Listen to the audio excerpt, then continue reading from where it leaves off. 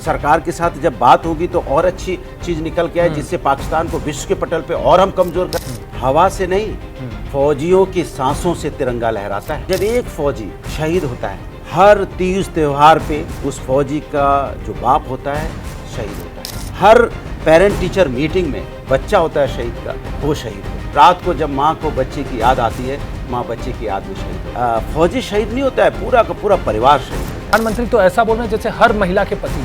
ममता बनर्जी ने जो बोला, क्या सिंदूर का अपमान नहीं था? डर सिर्फ यही था, मीडिया को भी यही डर था, जनता को भी यही डर था, सबको यही डर था कि आखिरकार ये जो ढिंडोरा पीटा गया है ना कि हम एक हैं, हम एक हैं, हम एक हैं, आएंगे हैं तो उसी थाली के। थाली तो वही है। बजने शुरू हो गए, सवाल उठाने शुरू हो गए। बीजेपी के नेता ने सेना पे ही सवाल उठा दिया, आप लोगों ने सरकार पे सवाल उठाना शुरू। जनता को आप लोग कैसे मुंह दिखाएंगे? देश ने पाकिस्तान को धूल चटाई और इस बार पहली बार ऐसा हुआ है जब सरकार के साथ विपक्ष भी एक साथ होकर पूरी दुनिया भर में अपने देश का डंका बजा रही है।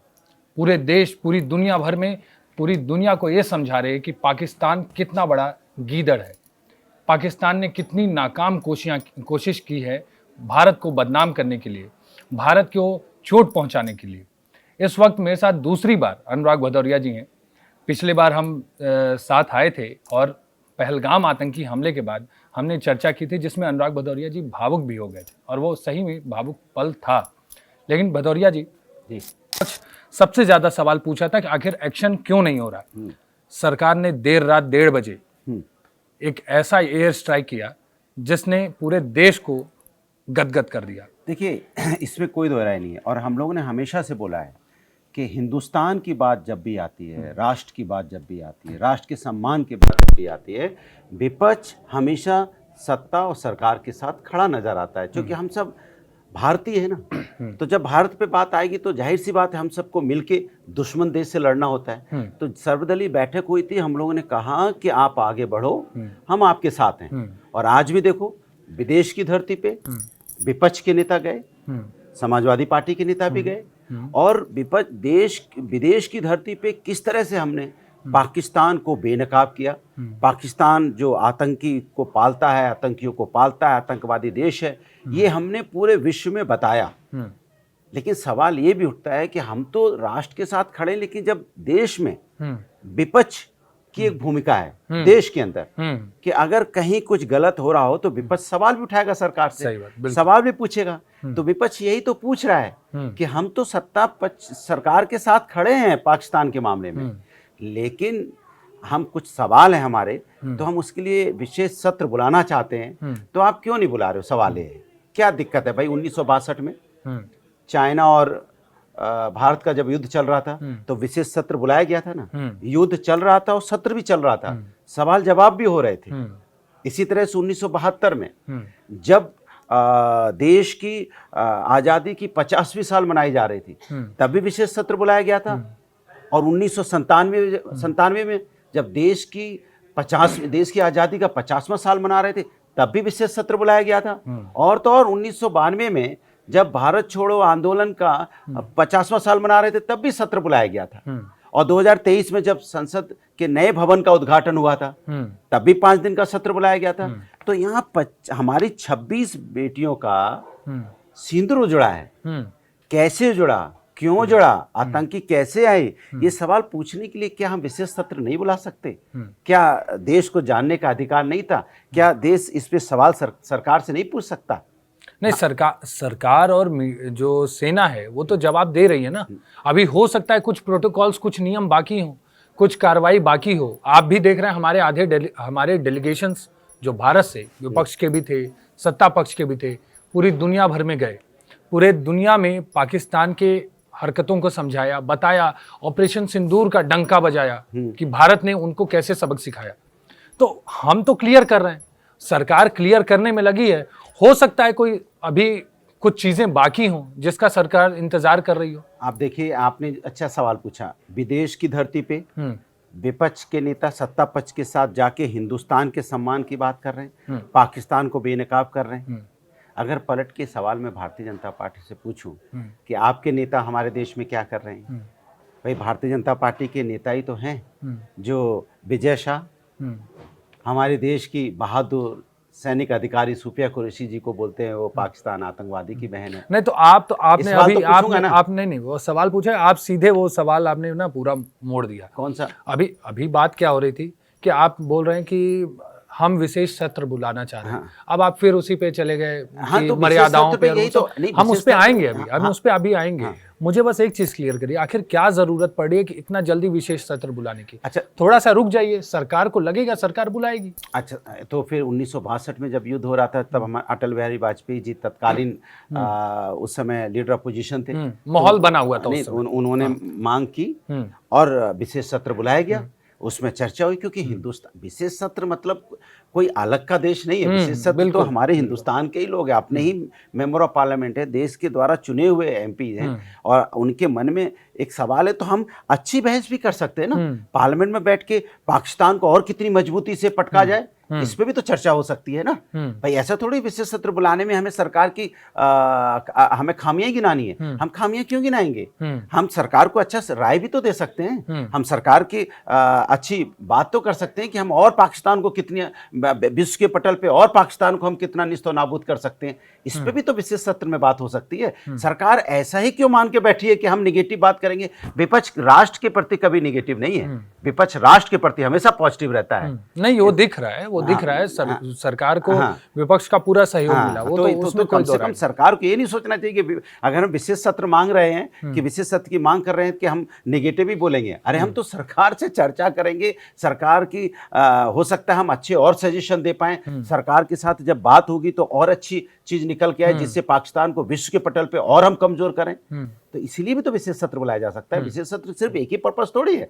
जिस तरह से भारतीय जनता पार्टी के नेता सिरे से नकारने की बात करते हैं, उनको ऐसा लगता है कि विशेष सत्र बुला लेंगे तो पता नहीं क्या हो जाएगा। अरे क्या हो जाएगा? एक अच्छी चर्चा होगी, सकारात्मक चर्चा होगी, यही तो है ना।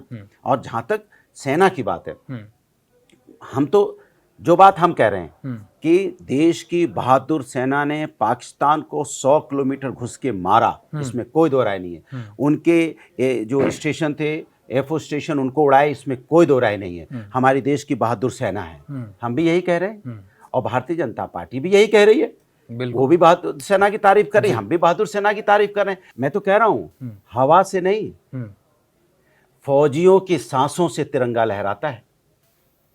लोगों को लगता है हवा ठीक है, लेकिन फौजी जो वहां पे जान दिए पड़ा है, अपनी जिंदगी को दांव पे लगाए पड़ा है। जब एक फौजी शहीद होता है तो एक फौजी का पूरा परिवार शहीद होता है। हर तीज त्योहार पे उस फौजी का जो बाप होता है शहीद होता है। हर तीज और करवा चौथ पे फौजी की वीरांगना शहीद होती है। हर पेरेंट टीचर मीटिंग में जो बच्चा होता है शहीद का, वो शहीद होता है। हर उस रात को जब माँ को बच्चे की याद आती है, तो हर रात को माँ बच्चे की याद में शहीद होती है। तो सिर्फ एक फौजी शहीद नहीं होता है, पूरा का पूरा परिवार शहीद होता है।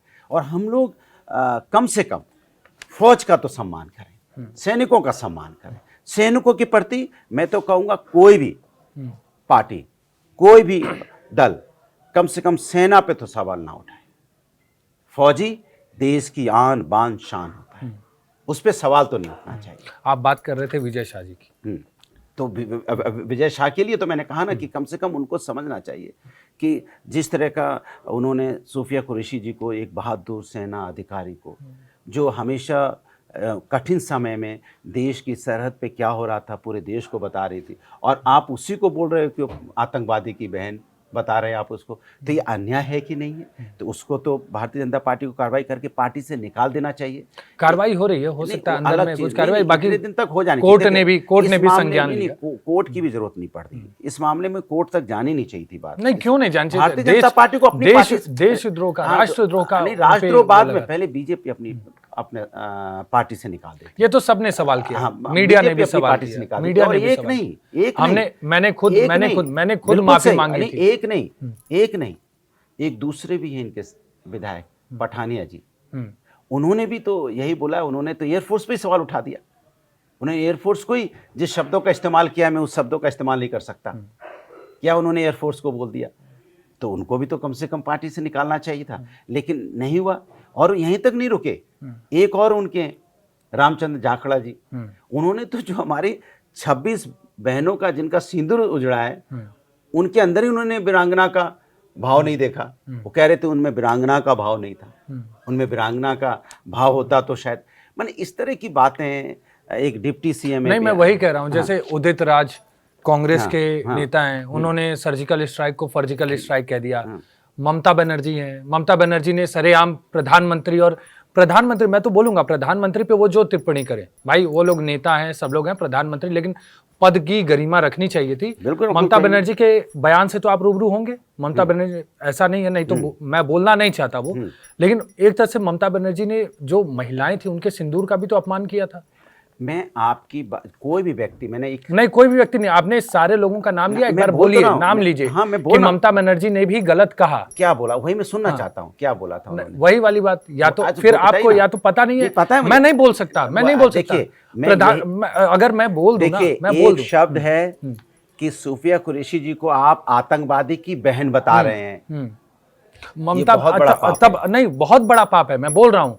मैं लेकिन उसके बावजूद भी सुनिए, ममता बनर्जी जी की पार्टी से आपसे बहुत अच्छी पड़ती है, आप लोग का बहुत अच्छा है। बोला तो मैं बोल रहा हूँ, ममता बनर्जी जी का साफ साफ स्टेटमेंट है कि जो प्रधानमंत्री ने कहा कि हम ऑपरेशन सिंदूर का जो गुणगान प्रधानमंत्री कर रहे थे, वो ढिंढोरा बता रहे थे, लोगों को जगा रहे थे कि भाई ऑपरेशन सिंदूर सेना ने कितना बड़ा एयर स्ट्राइक किया। उसके बारे में सभा को संबोधित करते हुए प्रधानमंत्री ने कहा कि हम हर घर सिंदूर पहुंचाएंगे। ममता बनर्जी का बयान था। ममता बनर्जी ने कहा कि प्रधानमंत्री तो ऐसा बोल रहे हैं जैसे हर महिला के पति हो। आप देखिए, आप भाव देखिए, या नहीं नहीं, आप नहीं आप या तो आप ये समझिए, जवाब दे रहा हूं, नहीं, मैं क्या बोल रहा हूं, या तो आप ये समझिए कि यार मैं गलत बोल रहा हूं, मैं गलत बोलूंगा नहीं ऑन कैमरा। मैं मेरी बात सुन लीजिए, एक भाव होता है। दरअसल में मैं उस चीज का भी हमेशा विरोध करता हूं जो भाषा की मर्यादा तोड़ते हैं, चाहे देश के प्रधानमंत्री जी हो या देश के संवैधानिक पद पे कोई बैठा हुआ व्यक्ति हो, उसके प्रति हमेशा मर्यादित भाषा का इस्तेमाल होना चाहिए, अमर्यादित भाषा का इस्तेमाल नहीं होना चाहिए। लेकिन जहाँ तक ममता जी का सवाल है, वो एक बात हमारे देश के अंदर में है कि सिंदूर इस देश की परंपरा है, संस्कृति, संस्कार है कि पति ही लगाता है। उस संदर्भ में एक बात उन्होंने बोली होगी, जहां तक मैं समझता हूं, लेकिन उस बात को आप वो अगर उनसे पूछा जाएगा तो वो भी यही कहेंगे कि मेरा बोलने का संदर्भ वही है। लेकिन ये बोलना और ये बोल देना कि भाई सूफिया कुरैशी आतंकवादी की बहन बता देना, दोनों में बहुत फर्क इसी है। को मैं बता देता हूँ, आप भी नहीं, आप जो नहीं, मैं इसी पे बोलूंगा। नहीं, भाव, हर चीज भाव पे, प्रधानमंत्री भी भाव में ही बोले होंगे। प्रधानमंत्री ने भी तो भाव में बोला ना, आपको नहीं समझ में आ रहा कि प्रधानमंत्री ने भाव में बोला? आप प्रधानमंत्री की बात बोलते नहीं, प्रधानमंत्री, देश में रीति रिवाज चलता है कि पति ही सिंदूर लगाता है, सबको पता है, सबको पता है, लेकिन उन्होंने भाव में बोला। जैसे राम मंदिर का कार्ड हर जगह पहुंचा था, तो उन्होंने भाव में बोला कि हम सबके घर सिंदूर पहुंचाएंगे। ममता बनर्जी, आप क्यों नहीं बोल रहे कि ममता बनर्जी ने गलत बयान दिया? देखिए, मैं फिर आपसे कह रहा हूं, ममता बनर्जी ने जो शब्द बोला है, वो शब्द को समझने की जरूरत है। उसको हर चीज को देखिए, मैंने फिर आपको एक शब्द में बोल दिया था कि प्रधानमंत्री जी देश के प्रधानमंत्री होते हैं। अगर देश के प्रधानमंत्री के प्रति कोई अमर्यादित भाषा का इस्तेमाल करता है तो मैं हमेशा उसका विरोध करता हूं, क्योंकि देश के प्रधानमंत्री के प्रति, चूंकि वो देश के कोई बीजेपी के प्रधानमंत्री नहीं है, और बीजेपी को भी समझना चाहिए कि प्रधानमंत्री जी राष्ट्र के हैं। अगर हम विदेश की धरती पे या कहीं भी जाएंगे, कोई पूछेगा प्रधानमंत्री कौन है, तो आपको सबको बताना पड़ेगा देश के प्रधानमंत्री मोदी जी हैं, और आपके प्रधानमंत्री हैं, देश के प्रधानमंत्री हैं, तो देश का प्रधानमंत्री बहुत मजबूत और शक्तिशाली होता है और हम लोग के लिए सम्मानित होता है। इसमें कोई दो राय नहीं, एकदम इसमें कोई दो राय नहीं। मैं तो हमेशा हर मंच पे ये बात बोली है, और मैं हमेशा भारतीय जनता पार्टी के नेताओं से भी कहता हूं कि आप भी अपने मन से निकाल दीजिए कि प्रधानमंत्री सिर्फ आपके हैं, प्रधानमंत्री पूरे देश के हैं। जब भी लिखने की, पढ़ने की और बोलने की बात आती है तो आप प्रधानमंत्री का नाम, जो प्रधानमंत्री हैं मोदी जी, वही बोलेंगे, आप हो या हम हो। तो आपको भी भाषा शैली विपक्ष के प्रति भी शालीन रखनी चाहिए, उनके प्रति भी सम्मानित भाषा का इस्तेमाल करना चाहिए बीजेपी के नेताओं को। मैं उनको बस इतना बताता हूं, लेकिन प्रधानमंत्री के प्रति भाषा की मर्यादा होनी चाहिए, ये मैं मानता हूं। नहीं, प्रधानमंत्री के प्रति होनी चाहिए, वो तो सब बोल रहा है, मैं और भी तो बोल रहा हूं, संवैधानिक पद पे बैठे हर व्यक्ति के प्रति। मैं ये समझना चाह रहा हूं कि ममता बनर्जी ने जो बोला, आपने सबका नाम लिया, विजय शाह का नाम लिया, मैं खुद बोल रहा हूं, उन्होंने बहुत गलत बयान दिया, सबने सवाल उठाए, उनके उनके ऊपर कोर्ट ने भी कार्रवाई की। ममता बनर्जी ने जो बोला, क्या सिंदूर का अपमान नहीं था? उन प्रधानमंत्री ने भी तो भाव में ही बोला ना। मैं वही भाव कह में रहा हूं। प्रधानमंत्री के मुंह से भाव में तो निकल वही तो गया। मैं कह रहा हूं, आप बोल रहे हैं ममता बनर्जी के, तो अब प्रधानमंत्री सबके- को जब आप गलत बोल रहे हैं तो उनको सुनिए, क्यों नहीं गलत बोल? नहीं, मैं वही मैं कह रहा हूं, ये बात का मतलब उन्होंने जो बोला एक भाव, इन्होंने जो बोला एक भाव। हर बात पे राजनीति नहीं होनी चाहिए।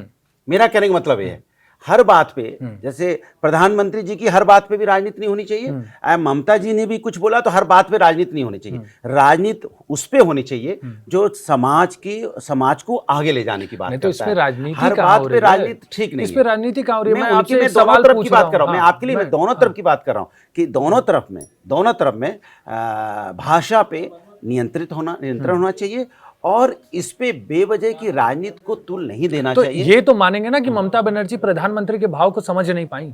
मैं ये मानूंगा कि ममता जी का जो भाव था, जो मैं समझ पाया, मैंने तो सुना नहीं, आप बोले तो मैंने सुना बस अभी स्टार्टिंग में आप बोल रहे थे कि आपको पता है। नहीं, मुझे अब नहीं, फिर आप नहीं, आपने बोला तो मैंने सब क्योंकि जो बात उन्होंने बोली या औरों ने भी जो बात बोली, बिल्कुल आप जो बात कर रहे हैं उन्होंने बोला होगा ऐसा, लेकिन मैं समझ सकता हूं। तो उन्होंने जो बोला कि वो चूंकि हिंदी जब बोलती है ना, वो मैंने माना है उनकी जो हिंदी होती है वो हिंदी हमेशा उनकी कुछ ना कुछ वो कहीं ना कहीं वो शब्दों का हेरफेर होता है, पर भाव गलत नहीं होते। नहीं वो आपने फिर वही आपका भी भाव थोड़ा गड़बड़ा गया है। हाँ, आप भी समझ नहीं पा रहे हैं कि ममता बनर्जी ने बहुत स्पष्ट बोला है, पूरी मीडिया ने सुना है, सबने समझा है, देखिए, मैंने भी सुना है, अपने मैंने- कानों से सुना हाँ, है, मैंने तभी तो आपको मैं देखो बता सुना रहा नहीं है, हूं। आप कहां लेकिन- से कहां समझा दे रहे हैं कि ममता बनर्जी, अभी आप समझा रहे थे भाव में गलती थी। नहीं, अब भाव आप में गलती समझाने नहीं थी। नहीं उनका भाव कहने का मतलब हाँ, कुछ मतलब और कुछ होगा। और था। अब आप लेकिन बोल रहे हैं उसको भाव, जोड़ना अब नहीं चाहिए। आपने बोला कि उनका मतलब कहने का कुछ और था। अब आप कह रहे हैं कि भाई उनकी लेकिन भाषा, यहाँ- उनकी हिंदी थोड़ी सी हाँ, टेढ़ी मैंने है, कुछ तो उसके वजह मैं से जानता थोड़ा हूं ना, मोड़ा चीज उनका हो गया। वो चूंकि जब हिंदी नहीं बोलती सर, हैं ऐसी तो नहीं। थोड़ा सा इधर उधर होता है, वो मैंने एहसास किया। मैं बंगाली बोलना शुरू कर दूं, मैं तमिल और इन सब भाषा में बोलना शुरू करूं तो पता भी चलता है कि भाई मुझे नहीं आती, क्योंकि मैं वहां जानता अरे ही वो नहीं हूं। कोशिश करके हिंदी बोलती हैं, हमें उसी का सम्मान करना चाहिए कि कम से कम इतनी अच्छी हिंदी कोशिश करके वो बोल लेती है, जैसे भी बोलती है हिंदी आप बोल भी लेती है। हम तो नहीं, उसी में ठीक है, सम्मान ठीक करते है, हैं। वो सब सम्मान क्योंकि समझ रहा है कि आप क्या बोलना चाह रहे हैं। हिंदुस्तान में जो हिंदी भाषी नहीं है फिर भी अच्छी हिंदी बोलने की कोशिश करते हैं, इसलिए उनका सम्मान तो होना वो चाहिए। वहाँ पे 2-3 लोग बैठे हुए हैं, वो देख के आपकी बात को समझ रहे हैं कि आप क्या बोल रहे हैं। वो नहीं, वो सब कई बार समझदार देखा है, वो उसको आप नहीं उनकी कह सकते। भाषा में मैंने देखा है जो हिंदी भाषी नहीं होते हैं, ठीक है वो ना, थोड़ा दिक्कत मैं होती आपकी है। बात इस जो चर्चा हुई हमारी, इसके बाद वो क्लिप लगा दूंगा, जो जनता है वो समझ जाएगी कि भाई उनके भाषा में गलती है कि क्या है, भाव में क्या है, भाव में क्या नहीं, भाव में क्या है और भाषा। देखिए क्लिप लगा दीजिएगा, भाव जनता अपने आप समझ भाव लेगी। समझ जाएगी। But please remember, every woman they have a respect. They take sindoor from their husband. But PM Modi is saying just like, you are not the husband of everybody. नहीं, मैं वही जोड़ रहा हूँ कि भाव भी समझ जाएगी हाँ। और हिंदी उनकी कितनी गलत है वो भी समझ जाएगी। बिल्कुल। फिर अगर उस पे कमेंट आता है ना, उस पे कमेंट आप आता जो है भी तो वो मैं comment आपको आएगा, भेजूंगा, वो मैं आपको भेजूंगा। मैं तो चाहूंगा कि आप अपने ऑफिशियल हैंडल से उसको ट्वीट करें। मैं इतना जानता हूं कि भाषा की मर्यादा हर किसी को रखनी चाहिए, भाषा की मर्यादा नहीं तोड़नी चाहिए, क्योंकि हिंदुस्तान में हमारी पहचान ही यही है कि हमारी जो भाषा है हिंदुस्तानी, जो हमारी संस्कृति संस्कार को हमारी भाषा में जो मिश्रण है वो जिंदा रहना चाहिए। राजनीति अपनी जगह है, राजनीति तो चलो होती रहेगी, लेकिन राजनीति के अंदर भी हमारी भाषा की मर्यादा बनी रहनी चाहिए और राष्ट्रीयता बनी रहनी चाहिए और भारतीयता, उसमें जो भारतीयता है वो बनी रहनी चाहिए, जो ज्यादा जरूरी है। अच्छा, मैं थोड़ा सा डेलीगेशंस पे जाता हूँ। आपके पार्टी के राजीव राय गए विदेश, आप लोगों ने कोई सवाल नहीं उठाया, लेकिन वहीं कांग्रेस के शशि थरूर गए, कांग्रेस में बौखलाहट एक तरह से आ गई। ओवैसी गए, ओवैसी से मुझे लगता है कि अभी तक में एक हिंदू राष्ट्र सम्राट बन के ओवैसी निखर के आए हैं, क्योंकि ओवैसी ने आज तक जितने भी बयान दिए इस आतंकी हमले के बाद से उनको बहुत पसंद किया गया, समझा गया और बहुत अच्छा उन्होंने अपनी बातों को भी बहुत अच्छे से रखा पूरी दुनिया में भी। राजीव राय गए, आप लोगों ने कोई सवाल नहीं उठाया, समाजवादी पार्टी ने पूरा सहयोग किया, मैं भी बोल रहा हूं। उसी में शशि थरूर पे सवाल उठने लगे, कांग्रेस पार्टी ने सवाल उठाना शुरू कर दिया। उदित राज हैं, उन्होंने सर्जिकल स्ट्राइक बोल दिया, उस पर थोड़ा सा शशि थरूर को, फिर आखिरकार शशि थरूर को ट्वीट करना पड़ा। इनडायरेक्टली उन्होंने बहुत कुछ बोला अपने पार्टी को भी। आखिर क्यों? इसी का तो डर था। अभी तक खुशी हो रही थी कि भाई पूरा विपक्ष, पूरा देश एक साथ है, मतलब पाकिस्तान की ऐसी की तैसी कर देगा एक साथ मिलके। लेकिन फिर अब कल राहुल गांधी का कुछ दिन पहले एक बयान आया, राहुल गांधी ने बोल दिया कि ट्रंप ने बार बार मोदी जी को बोला कि भाई सरेंडर कर दो, और वो वही क्लिप पाकिस्तान उसको इस्तेमाल कर रहा है। इसी का तो डर था। देखिए, इसमें 3 चीजें। एक, पाकिस्तान क्या बोलता है क्या नहीं बोलता है, उसमें हम लोगों को बहुत ध्यान नहीं देना चाहिए हिंदुस्तान को, क्योंकि पाकिस्तान हमारा दुश्मन देश है और दुश्मन देश हमेशा हमें कमज़ोर करने की कोशिश करेगा। उसने हमारे वहाँ पे जो आतंकी हमला किया था, वहाँ भी धर्म पूछ के गोली मारी है, तो इसलिए उन्होंने मारी थी कि हम एक विशेष राजनीति को जन्म देना चाहता है हिंदुस्तान के अंदर में। तो पाकिस्तान से तो हमें अलर्ट रहना है और विश्व के पटल पर उसको बेनकाब करना है। तो पाकिस्तान क्या बोलता नहीं बोलता, उस पर हम लोगों को, हिंदुस्तान की राजनीतिक दलों को या हिंदुस्तान की मीडिया को उनकी बातों को बहुत ज़्यादा तजुब नहीं देना चाहिए, एक बात। दूसरी बात, आपने कहा कि विदेश की धरती पे जब विपक्ष का डेलीगेशन गया, बिल्कुल सभी पार्टी का डेलीगेशन गया, विदेश की धरती पे हिंदुस्तान एक दिखा, ये तो सत्य है। इसमें तो कोई सच है ये कि विदेश की धरती पे सभी हिंदुस्तान जो विपक्ष की पार्टियां गई वो एक देखी और राष्ट्र की बात की, हिंदुस्तान की बात की उन्होंने।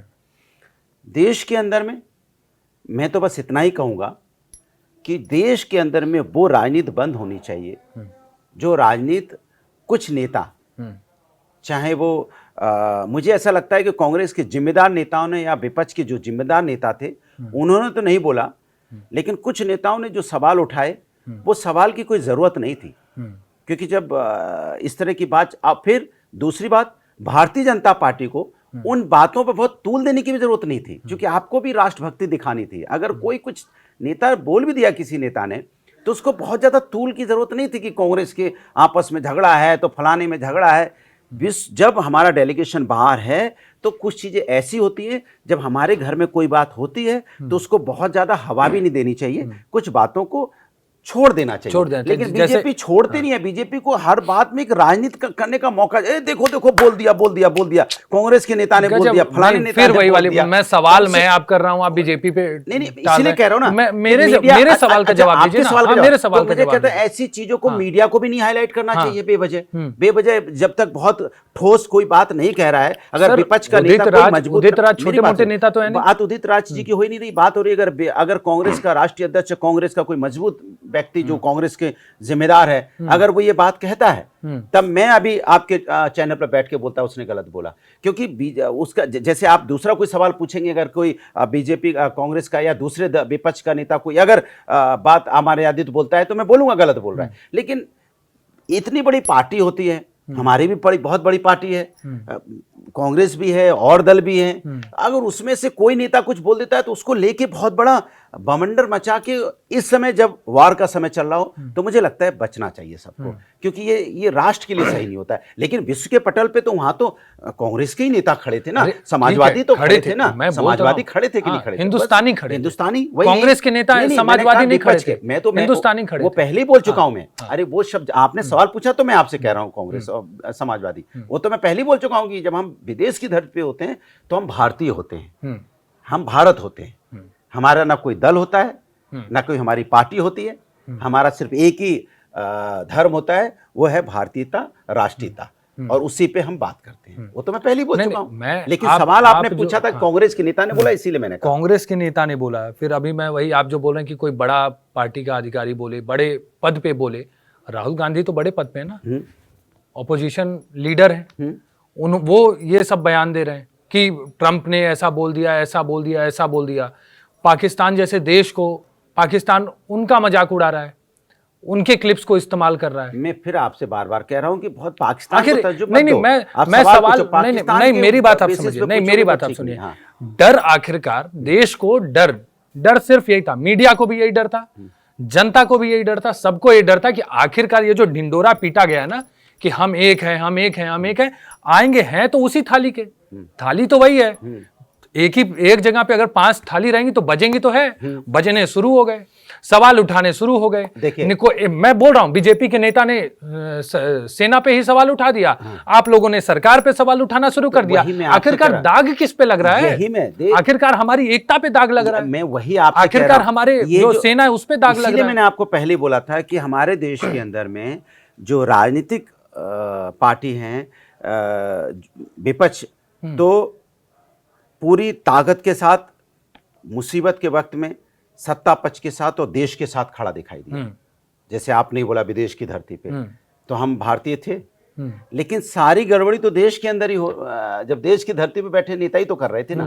तो इसका मतलब ये तो मानना पड़ेगा कि मुसीबत के वक्त में जब मुसीबत होती है देश में, तो हमारी एकता बरकरार है। फिर मैं कहूँगा, मैं दोबारा से कहता हूँ, शब्दों का इस्तेमाल करना हिंदुस्तान के अंदर में, मैं जितना जानता हूँ, जो राजनीतिक जिम्मेदार पद पे बैठा है उसके प्रति भाषा की मर्यादा रहनी चाहिए, भाषा की मर्यादा नहीं टूटनी चाहिए। ये मैं और हम समाजवादियों का हमेशा से मानना है कि संवैधानिक पद पे बैठे हुए लोगों के लिए शब्दों का चयन अच्छा होना चाहिए, शब्दों की जो आप इस्तेमाल कर रहे हैं वो मर्यादित होना चाहिए, क्योंकि संवैधानिक पद पे बैठे व्यक्ति का अगर आप सम्मान कर रहे हैं तो समझो आप संविधान का सम्मान कर रहे हैं, लोकतंत्र का सम्मान कर रहे हैं। क्योंकि कोई व्यक्ति संवैधानिक पद पे तभी पहुंचता है जब उसको लोकतांत्रिक तरीके से चुना जाता है।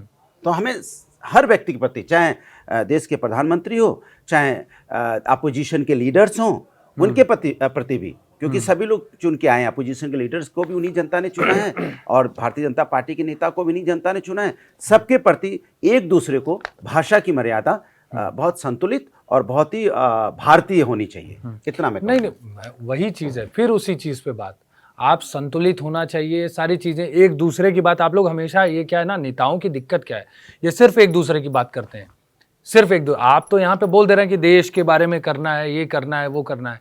मुझे ये समझाइए कि जनता को आप लोग कैसे मुंह दिखाएंगे, जनता को ये जवाब कैसे देंगे। आखिरकार फिर वही चीज़ वापस आ गई कि आपने ऑपरेशन सिंदूर पे सवाल उठाना शुरू कर दिया, सबने, विपक्ष ने, आपने एक बार भी नहीं बोला, मैं उसके लिए माफ़ी चाहूँगा। राहुल गांधी ने अपने भाषण में एक बार ये नहीं कहा कि ऑपरेशन सिंदूर हुआ, ये सेना ने, सरकार का नाम मत लें भाई, मत लें, सरकार की तारीफ ना करें, सेना ने बहुत अच्छा काम किया, सेना से हम बहुत खुश हैं, ये नहीं किया। मोदी जी को फोन आया, सरेंडर कर दो, सरेंडर कर दो। क्यों कर रहे हैं, आखिर क्या जरूरत पड़ रही है, क्यों जरूरत पड़ रही है?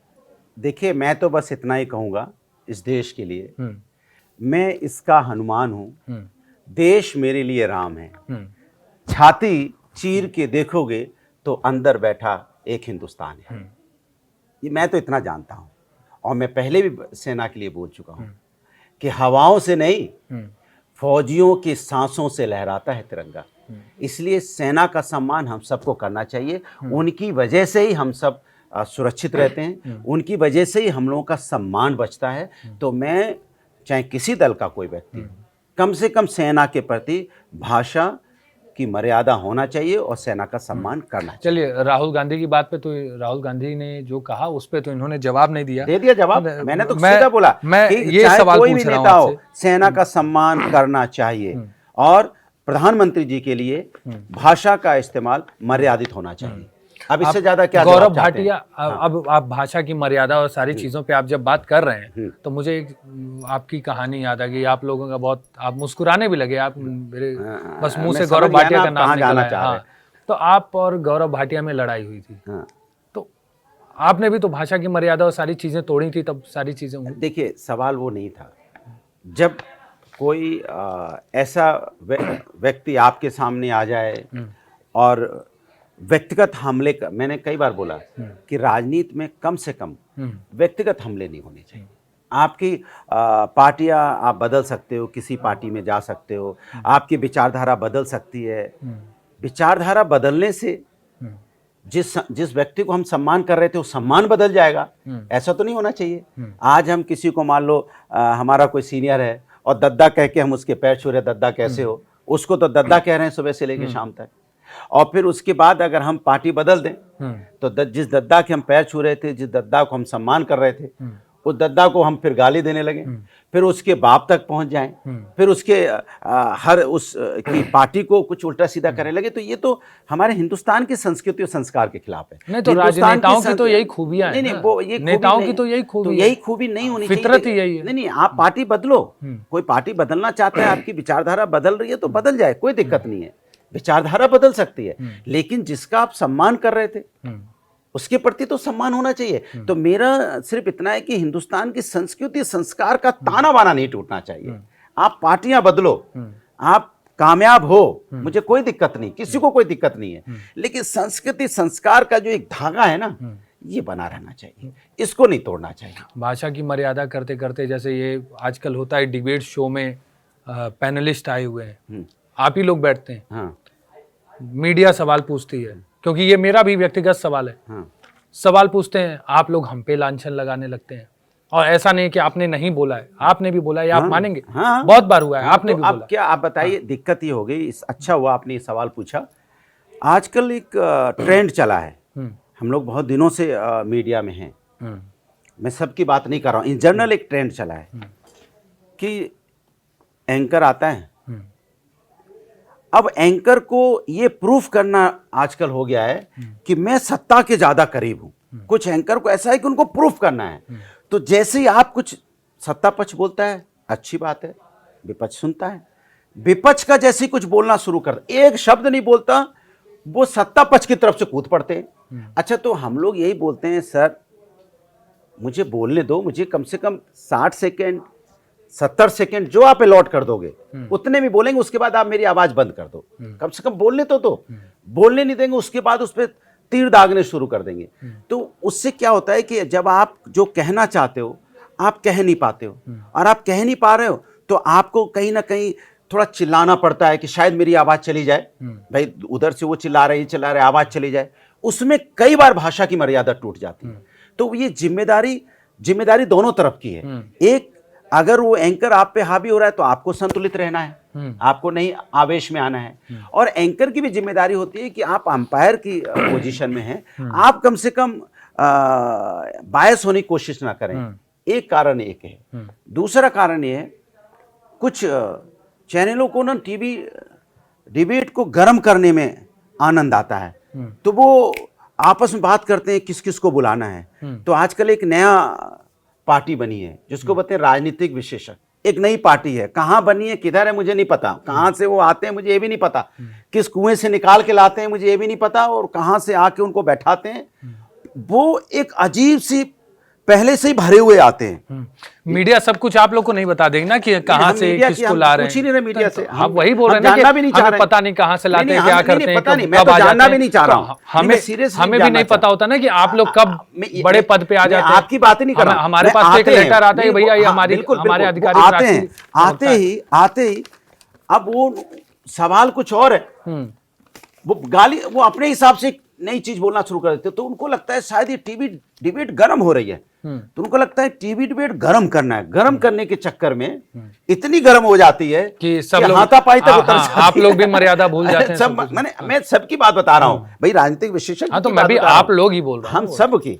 तो उसके बाद हाथापाई पर उतर जाता है। तीसरा कारण ये है, जब आपके पास ज्ञान कम होता है, जब आपके पास तर्क नहीं होते हैं, दोनों पार्टी की तरफ से बोल रहा हूं मैं, जब तर्क कम पड़ जाते हैं, जब आपके जवाब कम पड़ जाते हैं, तो आप व्यक्तिगत हमले पे आ जाते हैं। तो जैसे आप व्यक्तिगत हमले पे जाओगे तो किसी के भी व्यक्तिगत परिवार पे आप जाओगे, व्यक्तिगत मतलब परिवार होता है, उसके व्यक्तिगत उसके परिवार पे जाओगे, तो जाहिर सी बात है फिर भाषा की मर्यादा भी टूटेगी, फिर माहौल भी खराब होगा, फिर गाली गलौज भी आ जाएगी। तो ये जो कारण जो मैं आपको बता रहा हूं, ये बहुत अहम कारण है।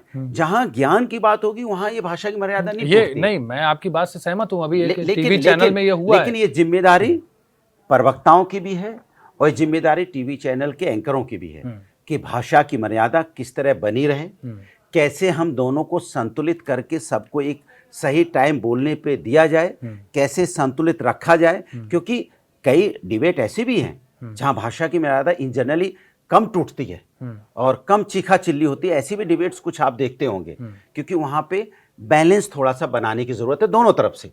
और ये जिम्मेदारी सामूहिक है, खाली एंकर की भी नहीं है, खाली प्रवक्ताओं की नहीं, सबकी है। क्योंकि बहुत जरूरी है कि जनता जो हमारा आपको जो बैठती है, हम समाज के दर्पण हैं, और हम जो कह रहे हैं जनता हमें सुनती है, और हमसे कोई ऐसी गलतियां ना हो, ऐसी भाषा की मर्यादा ना टूटे जो मैसेज गलत जाए। इसलिए मैं सबसे ये आग्रह करूंगा, प्रवक्ताओं से भी, एंकरों से भी खासकर, और कुछ मीडिया हाउस से भी, कि डिबेट में मर्यादा बनी रहे, बोलने का मौका सबको बराबर हो, और अगर कुछ इस तरह के प्रवक्ता जो इस तरह की चीज़ें करते भी हैं, कोशिश कीजिए कि उनको अवॉइड करो। अच्छा, तो आप जो बोले ज्ञान का अभाव और सारी चीजें, जब आपके पास ज्ञान का अभाव नहीं होता तो आप क्या करते हैं, व्यक्तिगत हमले करने पे आ जाते हैं। तो मैं एक वीडियो दिखा रहा हूँ कि क्या ये इस पे तो पता होगा। ए छोड़ो अपना कैमरा कहीं और ले जाओ, चलो हैं? आप लॉ एंड ऑर्डर की बात कर रहे हैं, लेकिन तुम पिछड़े हो कि क्या? नाम क्या है तुम्हारा? नहीं, नाम बताओ इनका क्या है, नाम बताओ। हाँ, मिश्रा जी। अरे मिश्रा जी, कुछ तो शर्म करो, अरे कुछ शर्म करो यार, पत्रकारिता करो यार, पत्रकारिता करो। क्या हुआ है? उन्होंने क्या एक पत्रकार, नहीं वही मैं बता रहा हूँ, एक पत्रकार ने सवाल पूछा। हाँ। अब सवाल क्या था, क्योंकि ये वायरल ही नहीं हुआ। हाँ। लेकिन ये वायरल खाली इतना ही क्लिप हुआ था। पत्रकार ने सवाल कुछ पूछा, जिसके बाद अखिलेश यादव ने ये बयान दिया। अब नहीं, क्या इसमें गलत क्या, मैं समझ नहीं पाया। मिश्रा जी शर्म करो, अपना माइक हटाओ। अरे क्या लोग हमें कहते हैं भदौरिया जी शर्म करो, भदौरिया जी आप, अरे क्या बात कर रहे हैं, हमसे कितने लोग कई बार। अरे तो आप लोग तो नेता हैं, आप लोग तो नेता हैं सर, आप लोग नेता हैं। अरे भैया आजकल पत्रकार भी नेता हैं। नहीं, फिर वही वाली बात, आप लोग भी भाई आगे पत्रकार भी। यही तो मैं ज्ञान दे रहा था कि टीवी डिबेट में एंकर नेता ही तो बनता है कि वो चिल्लाना शुरू करता है सत्ता की तरफ से। भाई वो क्यों नेता बन रहा है? भाई आप चुप रहो ना, जवाब हमें देना है। जैसे ही वो देखता है जवाब हम देने लगते हो, खड़ा हो चिल्लाने लगता है। भाई अरे आप क्यों चिल्लाते हो? आप क्यों नेता बन रहे हो? आप बीजेपी के नेता क्यों बन रहे हैं? बीजेपी के नेता, यही वाली बात। अरे यही वाली बात, आप भी उसी पे चीजों पे आने लगे, आपके पीछे ऊपर होने लगे। हम जब डिबेट मैं क्या बोल रहा हूँ, बीजेपी का नेता मतलब जिसकी सत्ता होती है, जहां जिसकी, और नहीं क्यों किसी के नेता? भाई आप दो लोग, नहीं दो लोग में जब बात हो रही है तो अगर कुछ गलत इधर उधर होगी, देखिए आवाज किसी की क्लियर नहीं तो मीडिएटर, मैंने आपको अभी बोला था, जर्नलिस्ट क्या बीच में मेंटेन कर रहे हैं। मैंने आपको अभी बोला, जब आप पार्टी बनेंगे, जब आप पार्टी बनेंगे, पत्रकार भी अगर पार्टी बनेगा तो आपको सुनना पड़ेगा, क्योंकि आपका सवाल जब बायस होगा, आपका सवाल जब एक तरफा होगा, तो देखिए कहीं ना कहीं आपको भी ये सम्मान आपको भी बनाना अपने हाथ में होता है। आप ये बताइए कि पत्रकारों को अगर फिर तो वही वाली बात और उन्होंने ऐसा कुछ बोला नहीं जिसके लिए उसमें हमें जवाब देना पड़े। ऐसा उन्होंने कोई अपमानजनक शब्द, अरे मुझे भदौरिया जी सारा दिन भदौरिया जी कोई कुछ बोल देता है तो उसका भदौरिया जी, मुझे मिल नहीं पाई, सुनिए मुझे वो क्लिप मिल नहीं पाई। मेरी बात सुनिए, भदौरिया जी, मिश्रा जी, पांडे जी, या किसी की कोई जी लगा के बात करना, या किसी, ये कहाँ गाली है, मैं ये जानना चाहता हूँ। अब ये मुझे तो सारा दिन आदमी टीवी डिबेट में भदौरिया जी बोलते रहते, तो गाली कहाँ है बता दीजिए। मिश्रा जी पे तो मैं बोल ही नहीं रहा हूँ, तो फिर किस पे बोल रहे हैं? शर्म करो, माइक हटाओ। क्यों भाई, हम आपसे चैनल से क्यों छेड़ते हैं? कौन सी गाली, समझ नहीं आया इसमें गाली कौन सी, मैं ये नहीं समझ पा रहा। गाली की बात, शर्म करो गाली, अच्छा शर्म करो गाली क्या होती है? नहीं शर्म करो गाली, गाली होती, सुन लीजिए, गाली होती है माँ की गाली देना, गाली होती है जब आप किसी के व्यक्तिगत परिवार का चरित्र हनन करते हैं, जब आप किसी के बेटे को किसी, सुन लीजिए, जब किसी बेटे को आप बाप किसी जो गाली देके बात करते हैं, वो गाली होती है, वो होता है व्यक्तिगत। इस तरह की भाषा को आप गाली बोलने लग जाएंगे तो हिंदुस्तान में बात करना मुश्किल हो जाएगा कि आप किसी को मिश्रा जी बोल देंगे, किसी को यादव जी बोल देंगे, किसी को भदौरिया जी बोल देंगे तो गाली हो जाएगी। शर्म करो बोल देना गाली हो जाएगी, तब तो बात करना मुश्किल हो जाएगा। देखिए अफसोस की बात है, अच्छी बात है कि जो आप लोग की फितरत है। एक बात आपकी तारीफ करूंगा, अफसोस की बात है कि आप समाजवादी पार्टी के किसी नेता की गाली नहीं खोज पाए। बीजेपी की नेता की गाली अगर आप सुना देते तो शायद आप वो गाली चला नहीं पाएंगे। अगर बीजेपी की नेता की गाली सुना, अगर आप अगर बीजेपी की नेता की गाली अगर सुना देंगे तो आपका कैमरा सहन नहीं कर पाएगा, कैमरा खुद गिर जाएगा नीचे, और कैमरा के जो तार वार जो उसका शीशा है, आपकी वो गाली अगर आप सुना दोगे जो बीजेपी के नेता ने दी है, ताना बाना कैमरा का टूट जाएगा, कैमरा खुद शर्मा जाएगा, कहो कैमरा उठ के भागने लग जाए, तब आपको एहसास होगा गाली क्या होती है। गाली शर्म करो, आप गलत डायरेक्शन, गाली हो गई, आप गलत डायरेक्शन, नहीं आप गलत डायरेक्शन, अगर वो डिबेट नहीं, अगर किसी गलत डायरेक्शन में गए, गलत नहीं, अगर किसी भदौरिया जी यही दिक्कत है भाषा की मर्यादा में ना। एक चीज ये भी आती है, सुनना चाहिए, मर्यादा में गाली नहीं, एक मर्यादा में, और शर्म करो गाली हो गई है, भी आता तब है, तो यार मर्यादा तो इसके मतलब हम लोग बहुत अच्छे हैं। नहीं, इसके लिए हमारी गाली नहीं निकाल पाए आप। मैं क्या बता रहा हूं, इसलिए आपको बधाई। मैं यहाँ गाली निकालने नहीं बैठा था, भाषा की मर्यादा भी नहीं निकाल पाया।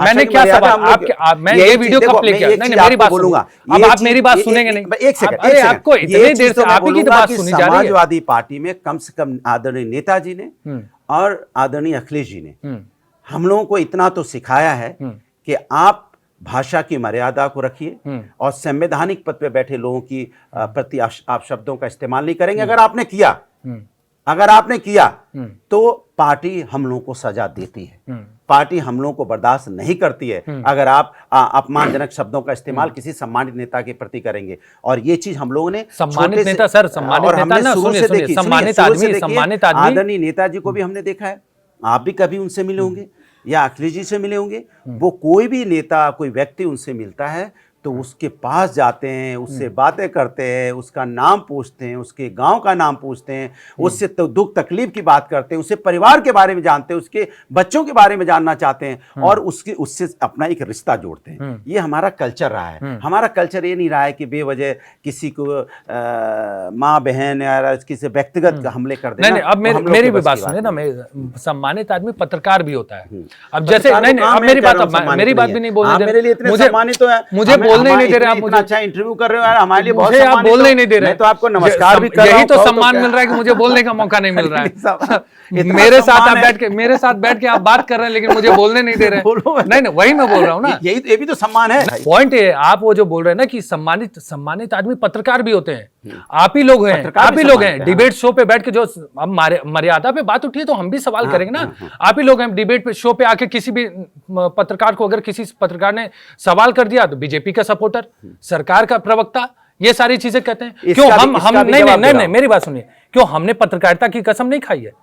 हमें हमारे अंदर वो समाज को लेके कोई चिंता नहीं है। हमने बस एक ठेका लेके रखा है कि एक पार्टी, मेरी बात सुन लीजिए ना पहले, एक पार्टी को लेके आगे चलेंगे। अभी मैं आपको क्या सुना है, मैंने आपको एक अखिलेश यादव जी की बाइट सुना है, आप लेके बस बैठ गए मिश्रा जी। मैं मिश्रा जी, मेरा भी नाम मिश्रा है, मैं भी उत्कर्ष मिश्रा हूँ। नहीं, मेरी बात सुनिए, मैं भी उत्कर्ष मिश्रा हूँ। फिर वही मेरी बात सुनिए, अभी सवाल खत्म ही नहीं हुआ, आप इतना लंबा जवाब बोल दिए, मैं सवाल लंबा नहीं बोल सकता। वही वाली बात, मेरा भी नाम उत्कर्ष मिश्रा, इसके ये मतलब नहीं कि मेरा वो मिश्रा जी से कोई ज्यादा वो संबंध बना हुआ है। मैंने ये सवाल इसलिए उठाया, उस समय ये वीडियो हर किसी के पास गई थी। पॉइंट ये है कि अगर मीडिया आपके सामने माइक लगाई है, आप 10 माइक के सामने बोल रहे हैं, तो आप किसी एक चैनल को देख के आप चैनल का माइक नहीं हटा सकते। हटो यहां से। तुम एक बाइट ये भी है, मुझे मिली नहीं, मैंने भी सुनी है, आपने भी सुनी होगी। अखिलेश यादव का एक और बाइट है, अखिलेश यादव जी का, कि तुम्हारा इलाज किया जाएगा। जनता के मुद्दों की जीत है, जनता के मुद्दों की जीत है भाई। अब क्यों कर रहे हो? दूसरा इलाज करेंगे तुम्हारा। अब सुन तो लीजिए, तो यही समाजवादी भी यही सिखाती है। समाजवादी भी यही सिखाती है कि भाई हम भी यही करेंगे, तुम भी मीडिया चैनल पे जाके बैठो, यही करो। कुछ चीफ मिनिस्टर और कुछ बड़े पद पे बीजेपी के नेता, उन्होंने क्या शब्दों का इस्तेमाल किया वो भी अटैच कर दीजिएगा, जिसको बाद में हमारे चैनल पे बोलेंगे तो हम कर देंगे। हमारे चैनल पे बोलेंगे कर देगा, फिर उसको आप पे बीप लगाना पड़ेगा। मैं क्यों लगाऊंगा? मैं तो ले रहा हूं। आप क्या बोल रहे हैं? आप सवाल सुरेंद्र राजपूत वाली बात कर रहे हैं, वो हमारा मेरा कोई वो नहीं, हमारे चैनल पे नहीं बोला। हमारे चैनल की भी यही गरिमा है, हमारे चैनल पे ये सब काम नहीं चलता। अखिलेश यादव जी की बात की है तो मैं उस समकक्ष में किसी की बात कर रहा हूं। अगर आपने उनकी चला दी तो फिर आपको बीप लगाना पड़ेगा। मैं उस पर जा ही नहीं रहा हूं। उसको गाली बोलते हैं जहां बीप लगानी पड़ती है, जहां वीप यूज करनी पड़े ना, उसको गाली बोलते हैं। अब जैसे मैं आपके यहां भी नीचे आ रहा था तो हमें जो मिला सिक्योरिटी ऑफिसर, भदौरिया जी आए हैं, भदौरिया जी आइए, ऊपर से नीचे तक तो 20 बार भदौरिया जी बोला गया, अनुराग तो किसी ने बोला ही नहीं। तो हमें तो बुरा ही नहीं लगा भदौरिया जी, मैं तो भदौरिया जी 20 बार बोलो। फिर किसी ने बोला क्या भदौरिया जी आप एक ही कुर्ता पहने रहते हैं, कितने कुर्ता आपके पास है जरा बताइए। मैंने कहा एक है, हमें बुरा ही नहीं लगा।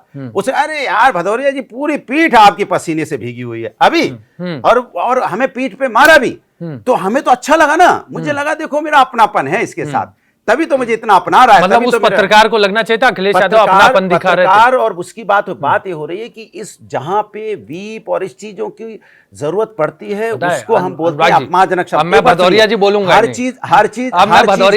हर चीज के अंदर में कुछ खोजना, कुछ उसमें खोज के निकालना, तो ये पत्रकारिता नहीं होती है। पत्रकारिता होती है कि आप गलत सही का जो है वो जरूर बोलिए। दूसरा आपने जो बोला आप तिल का ताड़ बनाइए, हम अगर कुछ चीज खोज देंगे, आप तिल का ताड़, नहीं मेरी बात सुनिए, आप तिल का ताड़ बनाते रहेंगे, आप लोग तिल का ताड़ बनाएंगे, हम कुछ खोद के सवाल पूछे देंगे तो पूरी मिर्ची लग जाएगी। खोद के खूब पूछो। आपकी आवाज भी उसी बात पे लाउड हुई है जब मैंने अखिलेश यादव की बात लाउड हुई है क्योंकि उस गाली नहीं है। मैं गाली की बात ही नहीं कर रहा हूं, आप मैं गाली की बात ही नहीं कर रहा हूं, मैं तो क्लियर चीज ये बात कर रहा हूं कि भाई अखिलेश यादव ने ऐसा क्यों किया पत्रकार के साथ। कोई नहीं, पत्रकारों का बड़ा सम्मान है, वो आप भी जानते हैं। सुनिए मेरी बात, हम जानते हैं समाजवादी पत्रकार, हम लोग पत्रकारों को बहुत सम्मान, हम पत्रकार क्या आम आदमी का सम्मान करते हैं। अखिलेश यादव जी तो आम आदमी की चाय की दुकान पे बैठ के उस लड़की बेचारी, एक सामान्य परिवार से आने वाली लड़की की दुकान पे जाके चाय पी के उसको कम से कम इस लायक आज बना दिया कि आज उसकी दुकान की चाय 50 लोग जाके पी रहे हैं। आज उसको अपने देखिए ये बहुत बड़ा वो नहीं है कि ढिंडोरा पीटा जाए, नहीं सबने किया। शिवराज सिंह चौहान रोज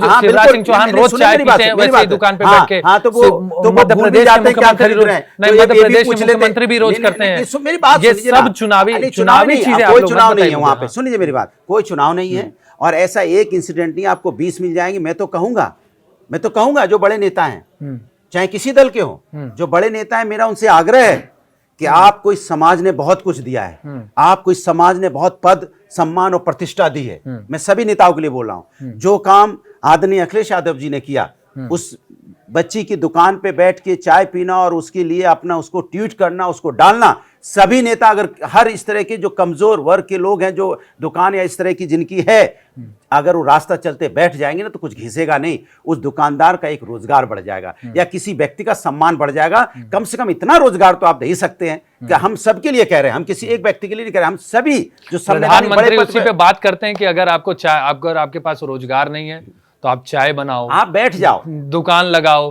तो दिक्कत हो जाती है कि भाई रोजगार नहीं है। अब अखिलेश यादव वहां पे चाय के दुकान पे चाय पी के उसका रोजगार बढ़ा दिए, तो भाई अखिलेश यादव ने बहुत अच्छी बात की, अच्छी काम किया। देखिए दिक्कत ये है कि दो तरफा क्यों खेल रहे हैं आप? देखिए सवाल ये है, अखिलेश यादव जी बैठे, उसकी चर्चा है, आप भी मानते हो, और नेता जो आप बता रहे जो बैठे बीजेपी की, उनकी चर्चा है क्या? क्योंकि वो बैठे ही नहीं, उन्होंने अपनी इमोशंस भी दिए, अपनी भावनाएं, जो तकलीफ होता है, कैसे आदमी दर्द, वो व्यक्त भी किया और उसकी मदद भी की।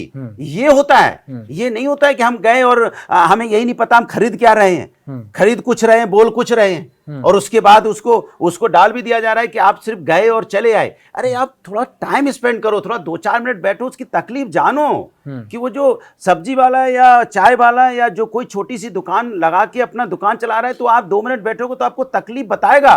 आप सिर्फ सामान लेके मत चले आओ। अखिलेश यादव जी वहां रुके, बैठे, आधे घंटा समय दिया, उससे उसकी तकलीफ को जाना और उसकी मदद के लिए तत्पर हुए। ये हर नेता को करना चाहिए। मैं ये कहना चाह रहा हूं, हर नेता अगर इस तरह से, हर कमजोर व्यक्ति जो अपना रोजगार कर रहा है, अगर उसके पास अगर बैठ जाएंगे, थोड़ा आधे घंटे का टाइम उस तरह से दे कि उसकी तकलीफ को सुन लेगा नेता, तो मुझे पूरा विश्वास है कि उसकी जिंदगी में परिवर्तन होगा।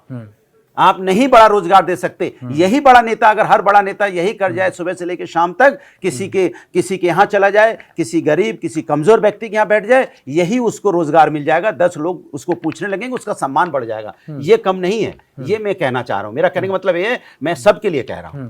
नहीं ठीक है, और मैं थोड़ा सा इसको अंत देना चाहूंगा, लेकिन एक चीज बहुत खास है अनुराग भदौरिया जी के पास।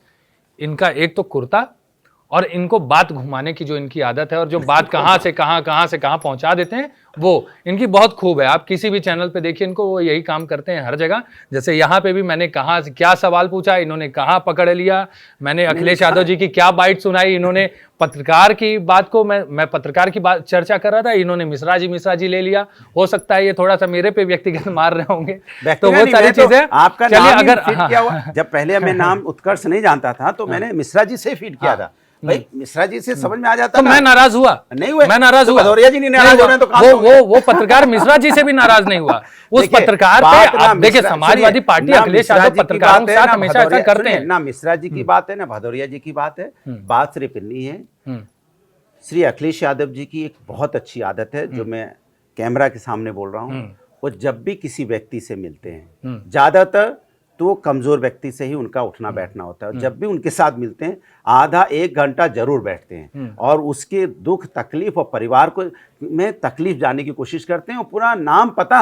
उसके बाद आप 10 साल भी पूछो तो बता देंगे उसके हम गए थे, चूंकि ना उससे इंटीमेट हो जाते हैं, उसके बारे में जान के उसके दुख तकलीफ को अपना लेते हैं। तो मैं इतनी देर से यही कह रहा था, जो वो करते हैं सभी नेता अगर ऐसा करने लगे, बड़े नेता देश के चाहे किसी दल के हों, तो मुझे लगता है कि बहुत लोगों की जिंदगी बदल सकती है। जरूरी नहीं आप किसी को सरकारी नौकरी दे सकते हैं, जरूरी नहीं आप किसी का बड़ा एडमिशन करा सकते हैं क्योंकि वो कानून से ही होगा, लेकिन आप व्यक्तिगत रूप से उसके परिवार के साथ बैठ के, उसके परिवार वाले के जान के, उसके दुख दर्द को बांट के उसे बड़ा बना सकते हैं। कम से कम ये हर नेता को करना चाहिए। मेरे हाथ जोड़ के आग्रह है, जैसा अखिलेश यादव जी करते हैं। नहीं, अखिलेश यादव की तो ये तो खूबी है, और अखिलेश यादव की ये भी खूबी है कि भाई पत्रकारों से वो ऐसे ही बात करते हैं, वो आता है अक्सर आता है, सम्मान करते हैं। उनके भाषा में पत्रकारों का ऐसा ही सम्मान है, ऐसे ही सम्मान है।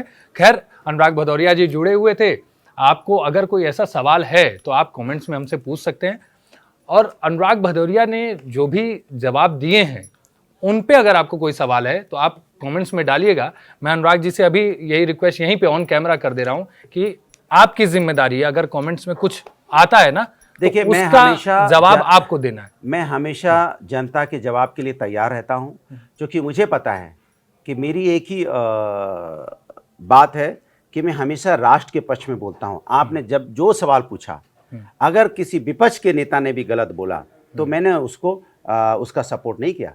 आपने प्रधानमंत्री जी की बात पूछी तो मैंने एक शब्दों में, साफ साफ शब्दों में बोल दिया कि देश के प्रधानमंत्री जी के प्रति अगर अपशब्दों का इस्तेमाल होगा तो हम उसको सपोर्ट नहीं कर सकते, ये मेरा मानना है। और अगर कोई अमर्यादित भाषा का इस्तेमाल संवैधानिक पद पर बैठे व्यक्ति के लिए होगा तो भी हम सपोर्ट नहीं करते। हम कहते हैं आम व्यक्ति के लिए भी अमर्यादित भाषा का इस्तेमाल नहीं होना चाहिए। हम तर्क से एक दूसरे को जवाब दे सकते हैं, तर्क आपके पास मजबूत है तो मुझे पूरा विश्वास है कि आपको अपमानजनक शब्दों का इस्तेमाल नहीं करना पड़ेगा।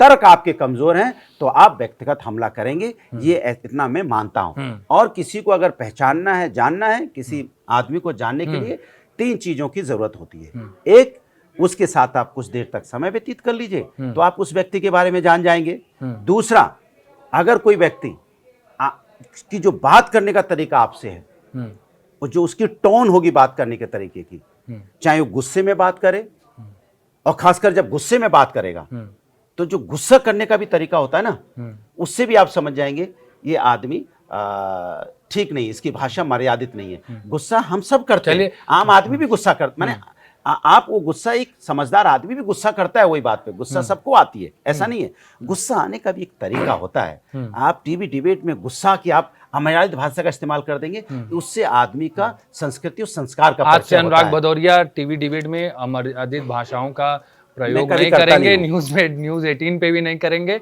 और एक आखिरी सवाल अमृत आनंद जी का सवाल था कि आपके पास इतने ये हरे कुर्ते कितने? मैंने उनको अभी बोला था कि मेरे पास 3 थे, जिसमें 2 फट गए हैं, अब एक ये बचा है।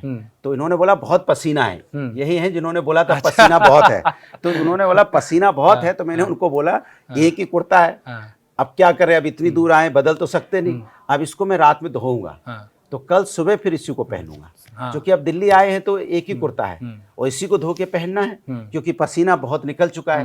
क्योंकि मैं पैदल ही आया हूँ, तो पैदल आने में गर्मी बहुत थी, आज 40 डिग्री करीब टेम्परेचर था, तो पैदल आने में पसीना बहुत निकल गया। तो उन्होंने आते ही मुझे टोका कि आपका पसीना बहुत है, तो मैंने कहा देखो अब पसीना है तो क्या करें, फिर इसी को मैं अभी रात में धोऊंगा, सुबह ये देखना मैं इसी को पहनूंगा, इसमें कुछ भी आप निशान लगा दो आपको सुबह मिलेगा। क्योंकि हम जिंदगी को, मेरा मानना है कि बोझ जितना कम होगा, सफर उतना मैं बता रहा हूं, पैसे की कमी नहीं है, पैसे की कमी नहीं, बात उसकी नहीं है। कपड़ा इनको बस यही पसंद है, और इसलिए पैसा बात है कि आपको सिंपल रहने में जो आनंद आता है, आप आएंगे तो मेरे कमरे में एसी नहीं है, मैं बिना एसी कमरे में रहता हूँ, क्योंकि ऐसा नहीं मैं एसी नहीं लगा सकता, वही मैंने जो आपको बोला, सिंपल रहने का एक आनंद ही अलग है। जैसे बालों में देखो तेल लगा है, कंघी वंगी की जरूरत नहीं, देखो कहाँ कंघी हो गया, इतना कोई अपने बाल कर देगा तो अभी 2 बार जाके ठीक करेगा, और हमें कोई करने की जरूरत नहीं, बस ऐसा ही रहेगा, तो सिकुड़ा है तो सिकुड़ा है। इसीलिए मैं कह रहा हूँ मेरी जिंदगी ऐसी है, मैं शुरू से ऐसी जीता आया हूँ, मुझे बहुत ज़्यादा चीज़ों की ज़रूरत नहीं है, मैं जैसा हूँ वैसा ही हूँ और वैसे ही जीता हूँ। चलिए, बहुत धन्यवाद, बहुत धन्यवाद, थैंक यू। देखते रहिए न्यूज़ 18।